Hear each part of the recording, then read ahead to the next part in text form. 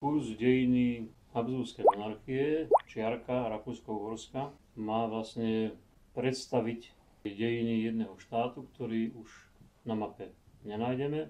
To je jediný štát, ktorý zanikol po prvej svetovej vojne, ale 4 storočia hral v dejinách Európy významnú úlohu. A to je práve zaujímavé a dramatické na tom kurze, že zistíme, že je jeden štát, ktorý bol po 4 storočia, ktorý vlastne bol, keď to počítame podľa teritória, po Rusku druhým najväčším európskym štátom a na kontinente podľa počtu obyvateľov tretím. Zrazu prestal existovať a vznikajú otázky, čo bolo potom, ako fungovalo. Čiže v tých dejinách tohoto štátu vlastne je kondenzované dianie v Strednej Európe. Ak chceme rozumieť Strednej Európe, tak bez dejín Habsburskej monarchie je to asi dosť ťažké. Myslíte si, že tu bude to prínosné pre študentov, aby sme pochopili Strednú Európu teraz? Samozrejme, je to jedna z možností poznať vlastne Strednú Európu a cez Strednú Európu vlastne rozumieť aj Európe.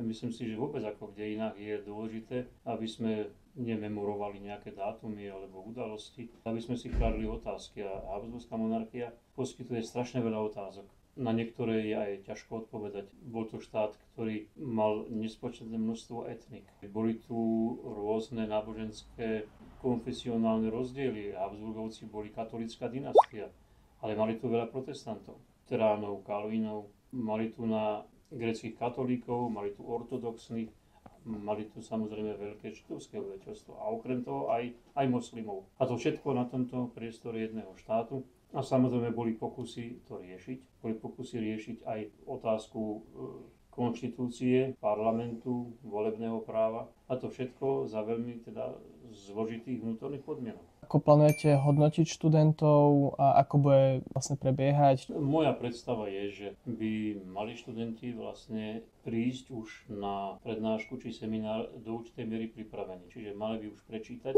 texty, ktoré by v nich vzbudzovali otázky. Potom by som ja krátko uviedol svoj pohľad na danú tému, ktorej sa budeme venovať. No a potom vlastne môžeme diskutovať, pretože ak študenti už budú o tom mať určitú predstavu, tá nemusí byť zhodná s mojou, takže potom vznikajú vlastne priestor na ďalšiu diskusiu. Boli som rád, keby sme mohli aj napísať, aby študenti mohli napísať aj eseje, pretože podľa môjho názoru je to téma, ktorá podnecuje aj fantáziu, aj tvorivosť a je tam veľa otázok, na ktoré sa dá písať.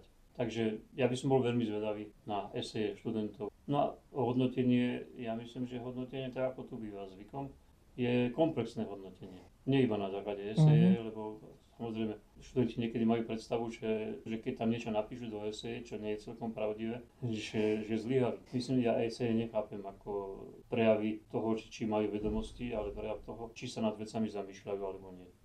Takže to je taká moja globálnejšia predstava.